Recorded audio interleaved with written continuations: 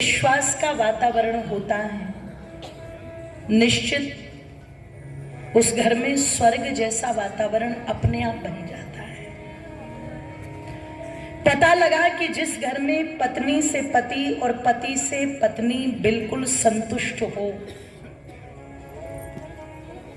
मन में किसी तरह का मलाल ना हो कि हम साथ क्यों जुड़ गए। और महर्षि मनु कहते हैं कि भाव दोनों का एक दूसरे के प्रति क्या हो, संतुष्ट उभारिया वर्ता। ये जो मेरा पति है ना, समाज को रख करके और अग्नि के सामने जिसके साथ मैंने फेरे लिए हैं, सप्तपदी के 7 वचनों को भरा है।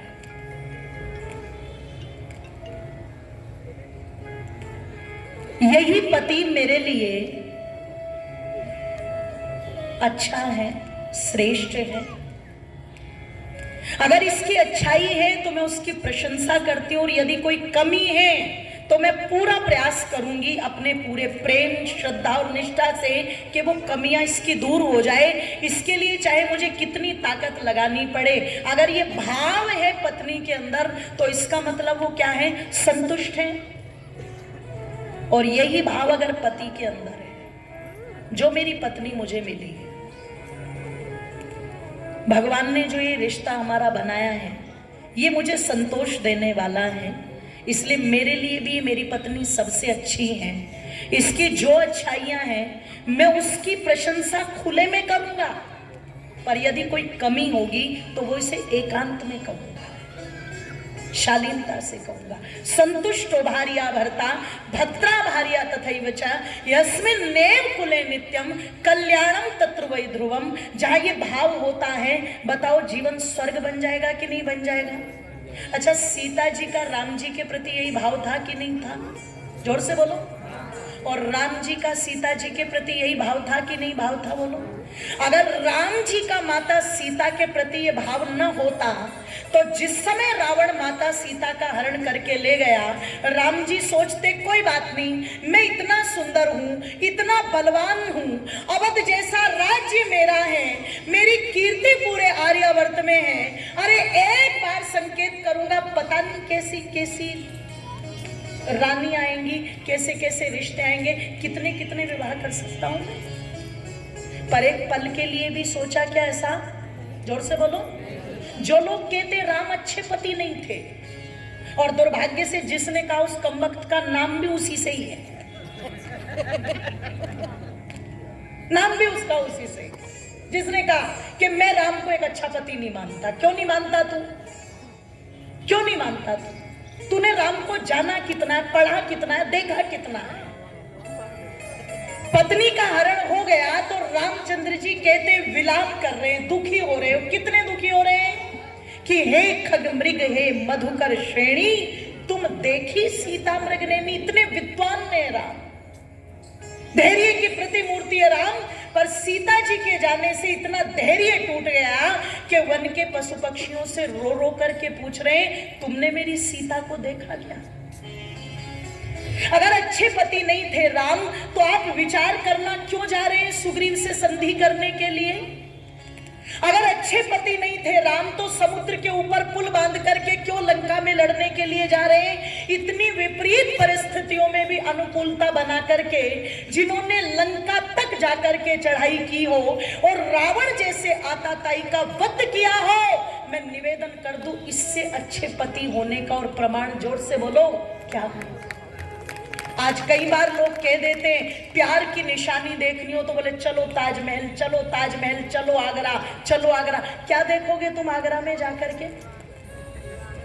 अगर तुम वहां किसी भवन को देखने के लिए जा रहे हो तो उस भवन का शाहजहां से कोई लेना देना नहीं है। वो आज से लगभग 600 वर्ष पहले एक हिंदू राजा परमाल सिंह ने भगवान शिव का मंदिर बनाया था, जिसको तेजो महल कहा जाता था। वो शिव का मंदिर है, किसी के प्यार की निशानी नहीं।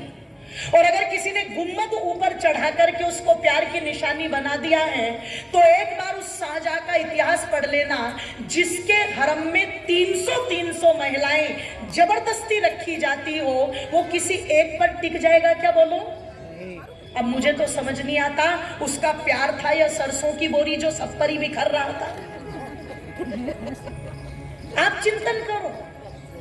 तो जिन मरे हुओं की कब्रों पर नाक रगड़ने के लिए जाए, वहां तुम्हें सच्चा प्यार नजर नहीं आएगा। पर यदि प्यार की पवित्र परिभाषा देखनी हो और उसमें सच्चाई देखनी हो, तो एक बार रामेश्वरम के अंदर जाकर के उस राम सेतु को देख लीजिएगा। वो वास्तविक प्रेम की निशानी है, वास्तविक प्यार की निशानी। ओ मेरी माताओं बंधुओं, मैं निवेदन आप लोगों के मध्य में कर रही थी, जरा विचार करना, चिंतन करना। भगवान श्री राम और भगवती माता सीता दोनों एक दूसरे से कितने संतुष्ट हैं कि सीता जी रावण को कह रही है, रावण जानकी राम की है और राम की ही रहे। तेरे जैसे पापी को ये ब्रह्म सिद्धि मिल नहीं सकती। और उधर रामचंद्र जी ने एक वचन भगवती माता सीता को दिया था, मेरी माताओं, कि सीते, राजाओं के कुल में अनेक विवाह करने की परंपरा है, पर मैं तुम्हें वचन देता हूं कि राम के हृदय आसन पर अगर अर्धांगिनी के रूप में कोई विराजमान होगी तो कौन होगी? जोर से बोलो। अच्छा, शूर्पणखा का प्रस्ताव यही कहकर के ठुकराया था ना। शूर्पणखा ने एक बार कहा, इसे छोड़ो, हड्डियों के ढांचे को, और मुझसे विवाह कर लो। तो राम जी कहते हैं नहीं। तो शूर्पणखा क्या कहती है? जब लक्ष्मण जी ने, है ना, मां कह करके संबोधित कर दिया, तो शूर्पणखा कहती है, मैं तो आई थी विवाह का प्रस्ताव लेके, तू मुझे मां शब्द से संबोधित कर रहा है। एक बात बता। और क्या बोली? कि मैं गढ़ लंका में वास करूं, तू वन वन फिरे रे ब्रह्मचारी, परिचय नहीं पहचान नहीं, किस विधि लगी मैं तेरी महतारी। अरे मैं लंका की रहने वाली और तू वनों में वास करने वाला। आज तक मैंने तुम्हें नहीं देखा, तुमने मुझे नहीं देखा, ये बताओ मैं तुम्हारी माता कैसे लगी? तो देखो लक्ष्मण जी क्या उत्तर देते हैं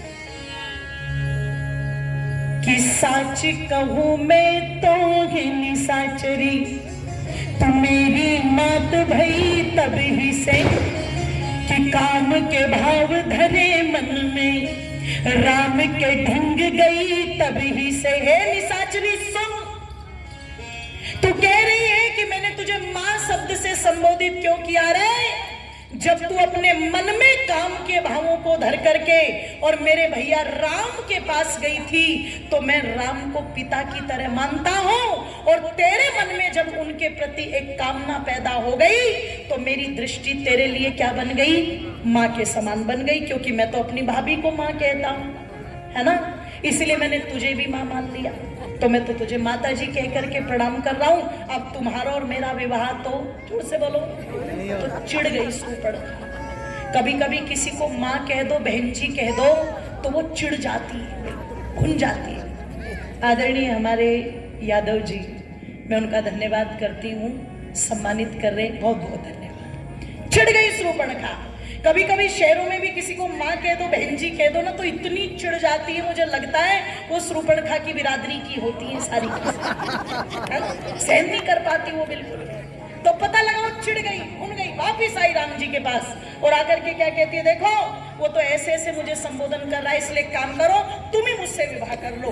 तो राम जी कहते हैं, हम आर्य पुरुष एक ही नारी का व्रत रखते हैं, मेरे साथ में ये मेरी पत्नी बैठी हुई है, और सुन, मेरी इस पत्नी के प्रति जितनी भी महिलाएं संसार की है, उनके प्रति मेरा दृष्टिकोण क्या है? मातृवत परदारेशु पर दरवेशु लोष्टवत। अगर आयु में बड़ी है तो मैं उसे मां कह के प्रणाम करता हूं, अगर कोई बराबर की है तो राम उसे बहन कह करके प्रणाम करता है, और अगर कोई छोटी है तो राम उसे बेटी कह करके प्रणाम करता है। इन तीनों रिश्तों में से जो तुम्हें ठीक लगे वो तो हो सकता है, लेकिन अर्धांगिनी का कोई रिश्ता नहीं हो सकता। कौन कहता है अच्छे पति नहीं थे? इतनी संतुष्टि है। महर्षि मनु जो कह रहे ना, संतुष्टो भार्या भर्ता, इतनी संतुष्टि है। तो जहां इतनी संतुष्टि पति पत्नी में होगी, जरा विचार करना वो घर स्वर्ग है कि नहीं है? जोर से बोलो, स्वर्ग है ना। आज क्या हो रहा है? महिलाएं नाटक देख रही हैं, अनुपमा। और कितनी शादियां हुई अनुपमा की? हैं? 2-4 शादी जब तक उनकी ना हो जाए तब तक तो नाटक बनाने वालों को शांति नहीं पड़ती। और तुम दिन रात यदि ऐसे नाटक देख रहे हो अनुपमा जैसे कि 3-3 बच्चे बड़े बड़े और फिर भी उसके फेरे लिए जा रहे हैं, तो मैं ईमानदारी से कहती हूँ माताओं की बुद्धि खराब जरूर होगी। और जब बुद्धि खराब होगी तो क्या होगा? कोई सीमा हैदर पाकिस्तान से इधर आएगी भाग करके और कोई अंजू भाग करके उधर जाएगी। फिर वो बाबूजी कल कहावत बोल रहे थे ना, इतने भाग्य बगड़ बगड़। तो जो ये भागती घूम रही है इधर से इधर, ये बुद्धि खराब होगी कि नहीं होगी बोलो? अगर कोई नाटक टीवी पर दिखाया जा रहा है, भाभी जी घर पर है, बताओ क्या मतलब है इस नाटक? है? आप खुद विचार कीजिए, आप खुद चिंतन कीजिए। जब इस प्रकार की चीजें प्रस्तुत की जाएगी, ये तो 5 दिन का कार्यक्रम, और 5 दिन में भी आप रूटीन में तो आ नहीं रहे हो। बहुत कम होंगे जो रूटीन में दोनों समय सुन रहे होंगे और जिनके मन में चाह होगी। नहीं तो कोई एक समय आ गया, कोई 2 समय आ गया, कोई 2 दिन आ गया, कोई 3 दिन आ गया। रूटीन में भी कंटिन्यू आपकी कन्वर्सेशन जो है ये आपके माइंड तक पहुंच नहीं रही है। और वो जो आपके मस्तिष्क को खराब करने वाली चीज है वो दिन रात चल रही है, दिन रात चल रही है। और गीत गाए जा रहे हैं जगजीत सिंह के, ना उम्र की सीमा हो, है जी, ना रिश्तों के हो। जगजीत सिंह की गजलें चल रही हैं। तो आप विचार करना, चिंतन करना, फिर कहां से आप परिवारों का निर्माण करोगे? कहां से आप घरों को स्वर्ग बनाओगे? फिर कहां से उसका ध्यान लग जाएगा एक महिला का कि मेरा मेरी सास के प्रति क्या कर्तव्य है, मुझे बैठ करके उनके साथ में क्या बात करनी है। बुरा मत मानना, आजकल की बहुओं को बात भी करना नहीं आता कि मुझे सास से क्या बात करनी है। और माता जी तुम भी गर्दन हिला हिला के बोल रही हो, तुम भी कम नहीं हो।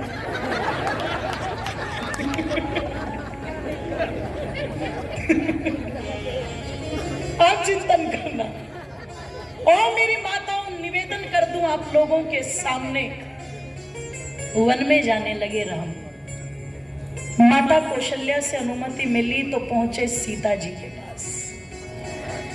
और चिंतन करना, आज अगर घर के अंदर बंटवारा होने लगता है तो पति बोले ना बोले, पत्नी सबसे ज्यादा बोलती है। ऐसे कैसे?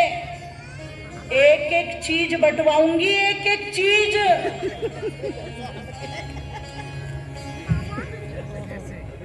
अच्छा, सीता जी को पता लगा कि पतिदेव के हाथ में राज्य आया था, पर राज्य, जोर से बोलो, कितना विरोध किया बताना जरा।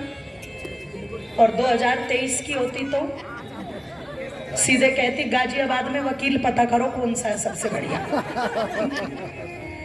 यही बोलती ना।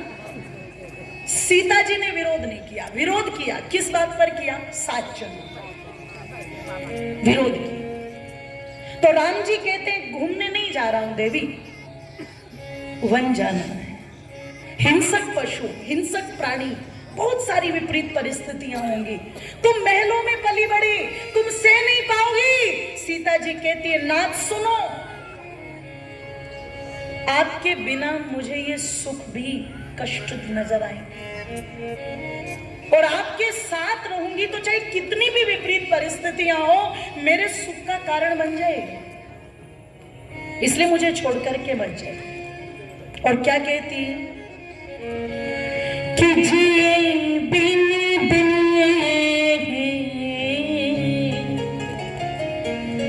कि नहीं बिन पारी, ऐसे ही नाथ पति बिन नारी। जैसे बिना जल के नदी का कोई अस्तित्व नहीं होता, जैसे बिना प्राणों के शरीर का कोई अस्तित्व नहीं होता, ना आपके बिना भी मैं अपना कोई अस्तित्व नहीं मानती। इसलिए इतनी कृपा तो मुझ पर करो कि मुझे साथ ले जाओ। तो राम जी बोले मुझे तो मेरे माता पिता का आदेश है देवी, मैं तो इसलिए जा रहा हूं तो सीता जी क्या कहती, मुझे भी मेरे माता पिता का आदेश है। मुझे विदा करते समय हम चारों बहनों को माता योगिनी ने, 2 महाराज जनक की थी, 2 उनके छोटे भाई कुशध्वज की थी, हम चारों को उपदेश किया था, सुख हो दुख हो कोई भी परिस्थिति हो, अपने पति का साथ और हाथ मत छोड़ो। तुम राजाओं के कुल में भले ही जा रही हो, वहां बहुत सारे नौकर चाकर सब होंगे, पर अपने सास ससुर अपने पति को भोजन बना करके खिलाने का कर्तव्य तुम्हारा है। आप विचार करना। और ये उनको तो सुनना बहुत जरूरी है, जो रिश्ते वालों के सामने बड़े गर्व से कहते, देखो जी हमने तो अपनी लड़की को बिल्कुल फूलों की तरह पाला है, हमने तो इससे एक चम्मच भी नहीं उठवाई। ये तैयारी लड़की की नहीं चल रही है, ये सास की चल रही है। बोले कमर मजबूत कर ले डोकरी, रोटी तुझे ही बना के खिलानी। नहीं तो पहले माताएं गर्व से बताती थी, हमारी बेटी को ये भी आता है, ये भी आता है, ये भी आता है, ये भी आता है। बताती थी कि नहीं बताती थी? और आज किस चीज में गर्व महसूस कर रहे हैं कि इससे हमने एक चम्मच भी। पढ़ने लिखने का मतलब ये नहीं है कि आप काम ना करो, पढ़ाई लिखाई का मतलब ये नहीं है कि आप बड़ों को भोजन बना करके ना खिलाओ, पढ़ने लिखने का मतलब ये नहीं है कि आप एक घर की, एक परिवार की व्यवस्था को ना बना करके चलो। जीवन की सबसे बड़ी पढ़ाई यही है, परिवार की पढ़ाई। और परिवार समाज की सबसे महत्वपूर्ण इकाई है। अगर परिवार श्रेष्ठ है तो आप एक श्रेष्ठ समाज की कल्पना करना, और अगर परिवार पूरे खंडित हो रहे हैं तो आप कभी भी एक श्रेष्ठ और सभ्य समाज नहीं बना सकते। ध्यान रखिए, सबसे महत्वपूर्ण इकाई है परिवार। अब वहां पर सीता जी कहती, मुझे भी माता जी ने कहा था कोई परिस्थिति हो अपने पति का साथ मत छोड़ना, इसलिए मैं आपके साथ चलूंगी, नाथ मुझे ले चलो। तो रामचंद्र जी जब माता सीता को मना न सके तो उन्होंने एक बात कही कि सीते अगर चलना है तो चलो। गाजियाबाद वालों ध्यान से सुनो, बड़े गजब की बात है, पकड़ी जाए तो पकड़ लेना। राम जी कहते चलना है तो चलो, मैं तो कह देता हूं, लेकिन मेरी अनुमति को अनुमति मत मानना। कब तक? जब तक माता कौशल्या हाँ ना कर दे। अगर माता कौशल्या हाँ करेगी और वो कह देंगी कि चली जाओ तो चल पड़ना, और मां ने अगर मना कर दिया तो फिर नहीं। अच्छा, सीता जी तुरंत दौड़ पड़ी किसकी तरफ? कौशल्या जी के महलों की तरफ। सच कह दूं माताओं, आज की सीता होती ना तो गाजियाबाद वालों की भाषा में क्या कहती, फेरे तैने लिए थे कि तेरी मां ने लिए थे? यही बोलती कि नहीं बोलती? पर तुरंत दौड़ पड़ी कि तब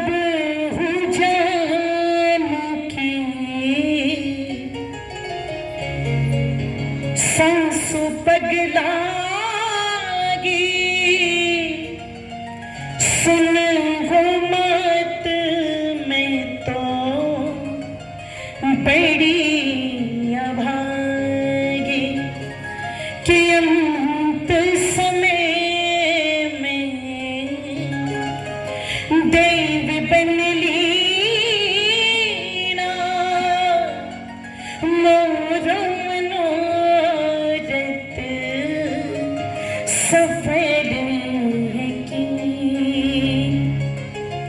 तुरंत दौड़ करके अपनी सास के पैर पकड़ लिए। इसका मतलब ये पता है कि पतिदेव की अनुमति तब तक अनुमति नहीं है जब तक उसमें बड़ों की हाँ शामिल ना हो।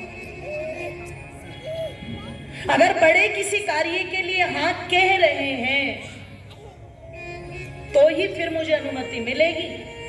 और ये चीजें तो अभी पीछे तक भी, शायद गांव देहात में तो चीजें पीछे तक भी रही। ये अगर 15 साल पीछे चले जाओ कि अगर वो आ रही है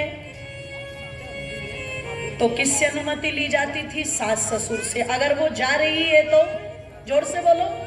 और मायके वाले भी अगर बात करते थे तो किससे करते थे? हाँ जी ये है तो थोड़ा भेज देना, बड़ों से बात होती थी। अब ये धीरे धीरे धीरे धीरे मॉडर्निटी के चक्कर में चीजें इतनी बदल गई कि पति पत्नी राजी तो क्या करेगी माँ जी।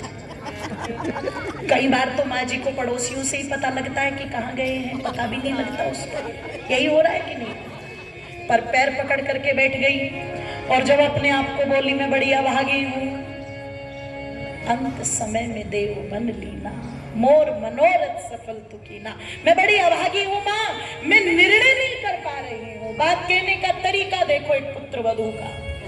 एक तरफ पति का धर्म है जो कहता है मुझे उसकी पूर्ति करनी चाहिए, एक तरफ बड़ों का धर्म है जो कहता है बड़ों की सेवा करनी चाहिए। अब ये 14 वर्ष मुझे क्या करना चाहिए, मैं सोच नहीं पा रही हूं। तो कौशल्या जी समझ गई और समझ करके क्या बोली, ओ मेरी लाल। क्या बोली माताओं? अच्छा कब कहा था बहू से ये?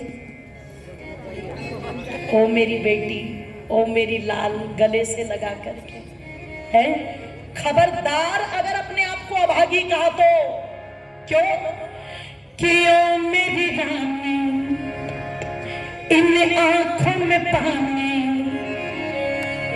ओ मेरी रानी आंख में पानी भरवाई मेरी लाल क्यों, ओ मेरी रानी आंखों में पानी भरवाई मेरी लाल क्यों।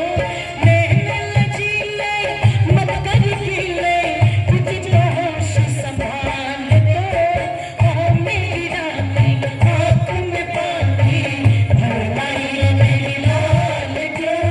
नैन लचीले मत कर गीले, कुछ जो होश संभाल दो, ओ मेरी रानी आंख में पानी भरवाई मेरी लाल क्यों। नैन लचीले मत कर गीले, कुछ जो होश संभाल दो, ओ मेरी रानी आंख में पानी।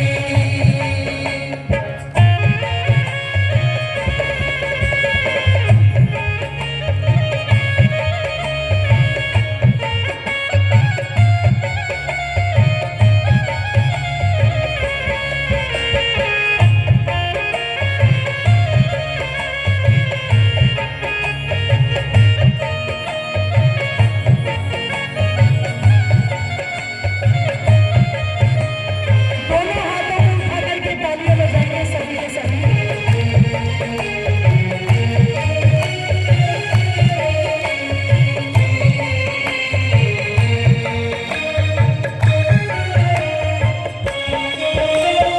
माता कौशल्या के मुखारविंद से शब्द निकले, ओ मेरी लाल। और जानते हो इन शब्दों के निकलने का क्या कारण था? जब महाराज दशरथ लेकर के आए थे चारों को विवाह करवा करके, दरवाजे पर डोली से उतारते तीनों रानियों को एक बात कही थी, ये जो पुत्र वधू हम लाए हैं, महाराज जनक से बड़े वादे करके लाए हैं। ये कह करके लाए हैं कि ये अयोध्या में बहू बन करके नहीं, बेटी बन करके रहेंगी। और तुम तीनों भी इन्हें ऐसे रखना जैसे दोनों पलकों के बीच में आपकी, जोर से बोलो, पुतली रहती है, इतना सहेज करके रखना। इसलिए कौशल्या जी कह रही है बेटी अपने आप को अभागी मत बोलो। ओ मेरी माताओं, जरा सी गलती बहू से हो जाए तो तुरंत अब शब्द बोलती हैं। अच्छा ईमानदारी से बोलना, सबसे पहले गाली किसे देती है? ओहो देखो ट्रेनिंग कितनी पक्की है। बोले तेरी माँ ने यही सिखाया। सच कह रही हो माता जी, अमर डायलॉग सबसे पहला। पर कौशल्या जी रिश्ते निभाने क्या होते हैं, क्या कहती है? जिसके महाराज जनक जैसे पिता और सुनैना जैसी विदुषी माँ, उनकी बेटी अभागी नहीं हो सकती। गाली नहीं दी, क्या की? तारीफ की। और क्या बोली? तालियां खोल दीजिए। धन्य जिस पाहा, विद्या शास्त्र का चाहता हो, धन्य जिसकी माता हो, विद्या शास्त्र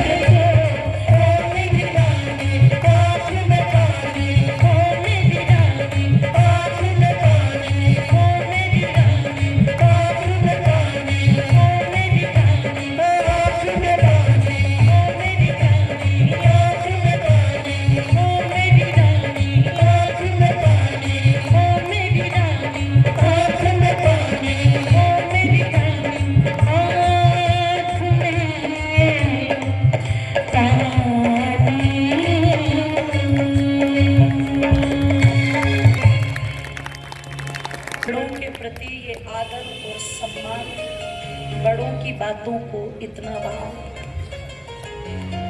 जहां दिया जाए, और बड़ों का छोटों के प्रति ये भाव की माता कौशल्या ने कहा, बेटी अगर तू जाना चाहती है ना तो जा, और ये जो 14 वर्ष तुम्हें कष्ट मिलेंगे ये सोच लेना कि ससुराल वालों ने दे दिए। और वो चला गया। आप विचार करना, चिंतन करना माता, जहां बड़ों के प्रति ये सम्मान छोटों के मन में होगा और छोटों के प्रति ये भाव बड़ों के मन में होगा, बोलो वो घर स्वर्ग है कि नहीं है? वास्तव में स्वर्ग है। और आज छोटा हमारे बातें, छोटी हमारी ईगो, छोटा हमारा अहंकार आपस में इतना टकराता है कि गलती करने पर माँ यदि 10 बात सुना रही है तो लड़की सुन लेती है, लेकिन एक बात अगर गलती पर सास कह दे तो तुरंत मुंह इतना बड़ा कर लेती है सुझा करके। कहीं क्यों दिया मुझे? क्यों? पहले से ही पता लगा उस बालक के मस्तिष्क में माता पिता ने इतना ईगो, इतना अहंकार भर दिया, इतना भर दिया कि वो माँ बाप की सुनने को तैयार नहीं। तो जो माँ बाप की सुनने को तैयार नहीं, वो आगे किसकी सुनेगा?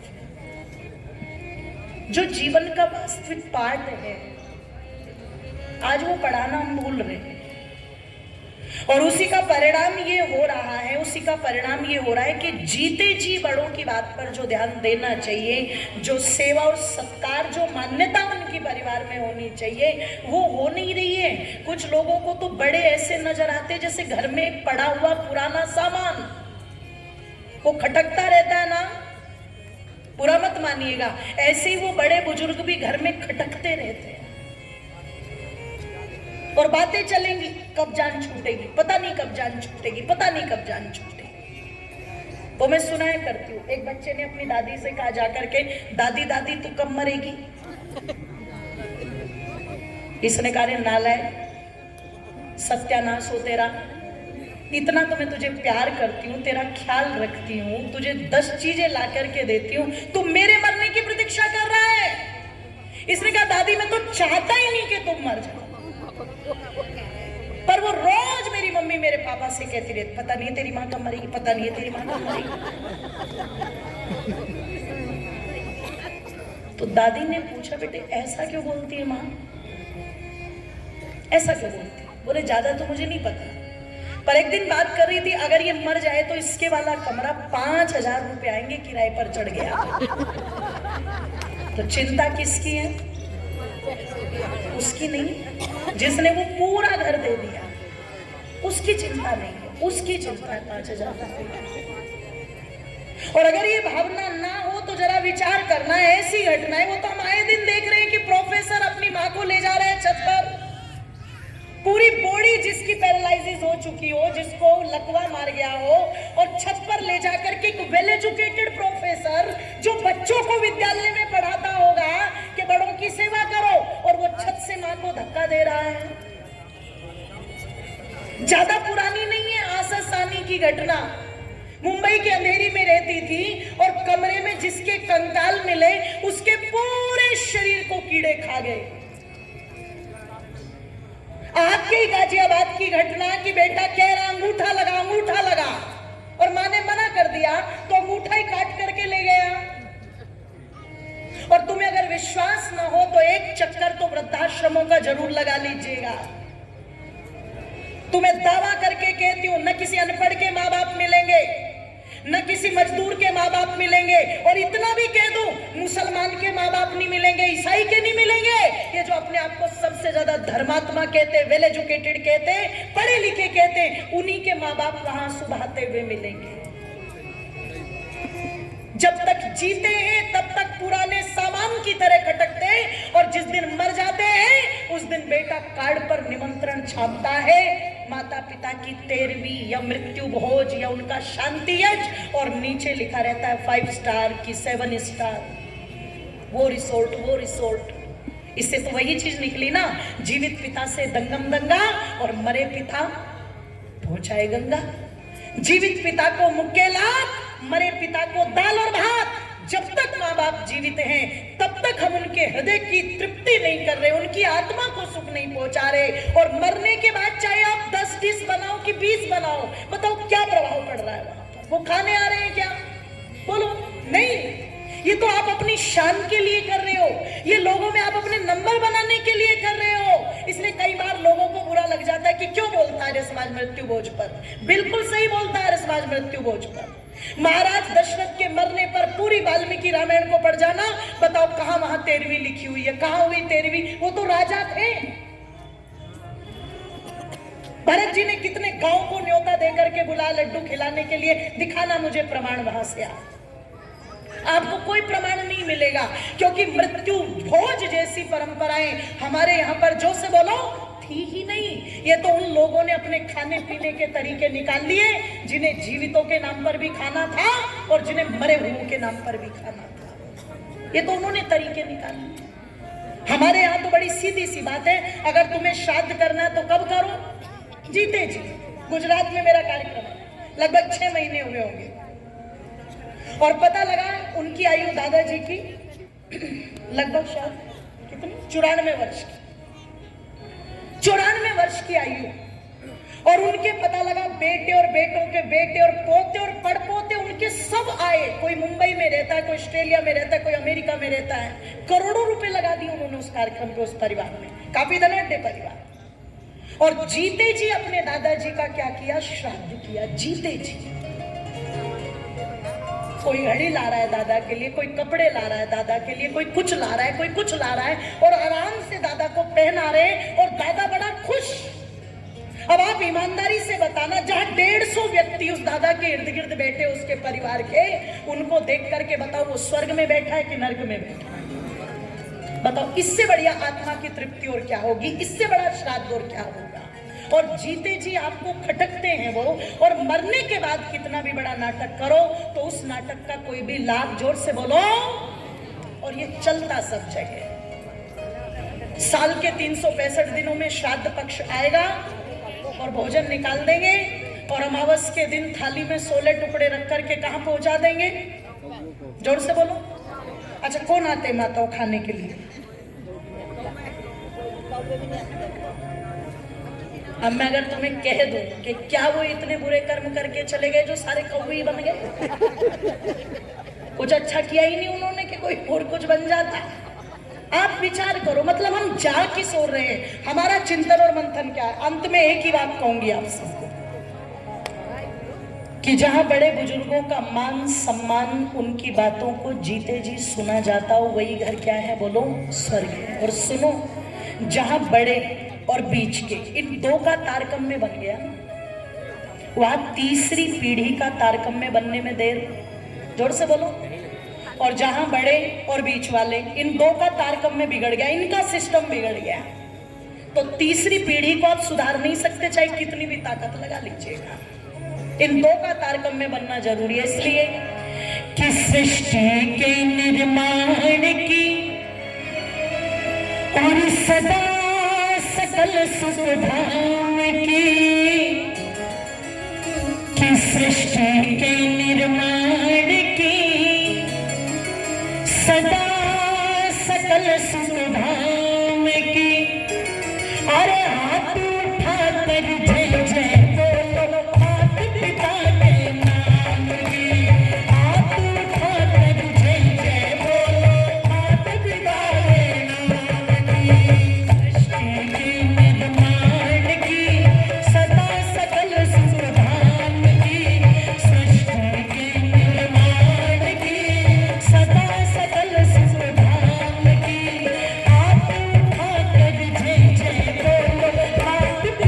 के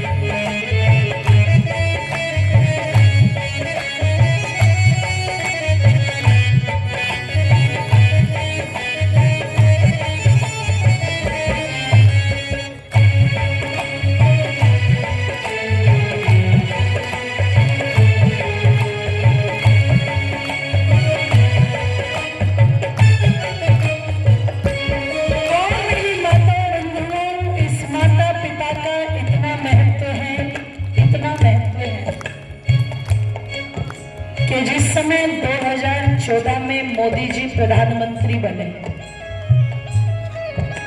तो उससे पहले ज्यादातर जो लोग आते थे वो दरगाहों पर पहुंचते थे चादर चढ़ाने, पीर पैगंबरों से आशीर्वाद लेने। 3 दिन से फेसबुक पर एक वीडियो वायरल हो रही है और उसे खुद करने वाले भी मुस्लिम हैं।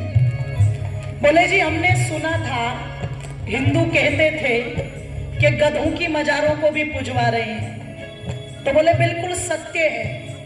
3 दिन पहले एक गांव के धोबी का गधा मर गया और उसने उसकी मजार बना दी और बोले देखो इस पर चद्दर चढ़ी हुई है, फूल चढ़े हुए हैं। वास्तविक तो लोग जाते थे उन पर नाक रगड़ने के लिए, माथा रगड़ने के लिए। पर निवेदन कर दूं, उस समय पूरे भारत के लोगों को गर्व हुआ था जब मोदी जी प्रधानमंत्री बनने के साथ अहमदाबाद गए थे और जाकर के अपनी जीवित मां के चरणों में सर रख करके आशीर्वाद लिया था। और दुनिया को यह संदेश मरे हुओं से कुछ नहीं मिलेगा। जोर से बोलो। अच्छा, 3 राज्यों में सरकार बदली अभी, मतलब सरकार नहीं बदली, सॉरी, मुख्यमंत्री बदला है ना। तो जो राजस्थान के मुख्यमंत्री चुने गए कौन है जी? जोर से बोल दो। हाँ, जोर तो नहीं पड़ रहा है किसी से? नहीं, मैंने कहा कोई दूसरे वाले बैठे हो। भजन लाल शर्मा। तो जिस समय भजन लाल शर्मा मुख्यमंत्री चुने गए, एक बार के विधायक, और वो चुन लिए गए, वो तो ऐसे निकाल दिया ना जैसे बोतल में से जिन निकाल दिया हो। यकीन ही नहीं हुआ किसी को। तो आप लोगों ने पूरे टीवी पर देखा होगा, जिस समय मुख्यमंत्री पद के लिए चुना गया तो वो और उनकी पत्नी, माता पिता कुर्सी पर बैठे हैं और वो दोनों नीचे बैठे, और क्या कर रहे हैं जी? क्या कर रहे थे बताओ?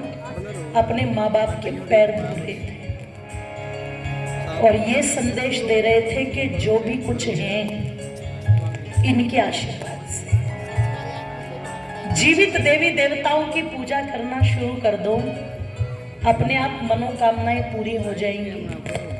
पर भाग रहे हैं किस ओर? जो खाते नहीं उनको खिला रहे हैं, जो नहाते नहीं उनको, जोर से बोलो, और जो सोते नहीं उनको, और जो जगते नहीं उनको, और जो पैर नहीं दबा रहे जबरदस्ती उनके पैर। और अगर दबाने हैं तो दबा लो, हैं? अपनी सास के पैर दबाया करो, खिलाया करो, पिलाया करो, नहलाया करो। अच्छा, कितनी बैठी हुई है जो सास के पैर दबाती है? जरा हाथ उठाना। गई भैंस पानी। ओहो, चलो कम से कम 2 बैठी हुई है, इनके लिए तालियां बजा दो। और जो नहीं करती वो करना शुरू कर दो तो हो जाएगा। क्यों?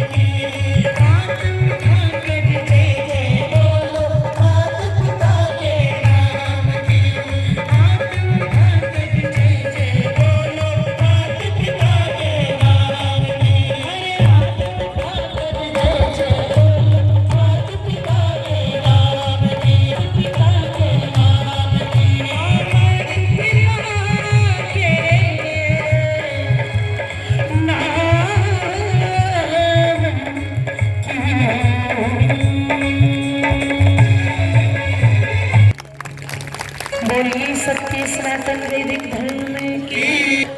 तो मेरी माताओं बंधुओं, जहाँ ये प्रयास किया जाता है इन संस्कारों को सुरक्षित रखने का, कर्तव्यों को समझाने का, धर्म को सुरक्षित रखने का, वहाँ धन अर्थ ये सब चीजें अपने आप बढ़ती है। तो मैं निवेदन आप लोगों के मध्य में कर रही थी, वो वातावरण हम परिवारों के अंदर बनाएं कि धन से पहले धर्म क्या है, कर्तव्य क्या है, उनको समझना शुरू करें। एक बार को संपत्ति कम हो परिवार में तो दिक्कत नहीं है, लेकिन संस्कार कम हो तो समस्या है। संस्कारों की अधिकता है तो संपत्ति कम भी, कम जोर से बोलो, नहीं लगती, ध्यान रखिएगा। इसलिए संस्कारों को हम बढ़ाएं, संस्कारों को सुरक्षित रखें, ये प्रयास करो मेरी माताओं। जब भी इस प्रकार के कार्यक्रम होते अपने बच्चों को लेकर के आप जरूर आओ। वेद का ये प्रचार अपने बच्चों को जरूर सुनाओ, और अगर तुमने वेद का प्रचार अपने बच्चों को नहीं सुनाया तो ये नावेद और जावेदी बनेंगे, ध्यान रख। फिर किसी के 35 टुकड़े होंगे और किसी के 36 होंगे। तो इन्हें वेद का प्रचार सुनाना, अपनी संस्कृति से जोड़ना, अपनी परंपराओं से जोड़ना अत्यंत आवश्यक है। इसलिए थोड़ा समय भी लाओ, पर लाओ जरूर। ये कुछ निवेदन किया, आपने सुना, सबका बहुत बहुत धन्यवाद। ये राशि देके जिन्होंने सम्मानित किया उनका भी बहुत बहुत धन्यवाद। यूट्यूब पर चैनल है विदुषी अंजलि से, आप उस चैनल को भी देखिएगा, उसको सब्सक्राइब कीजिएगा, उसको लाइक कीजिएगा, क्योंकि वहाँ पर भी ऐसी चीज़ें आपको बहुत मिलेगी। वो हमारा ही चैनल है, तो आप उससे अवश्य जुड़ें। सबका बहुत बहुत धन्यवाद, बहुत बहुत।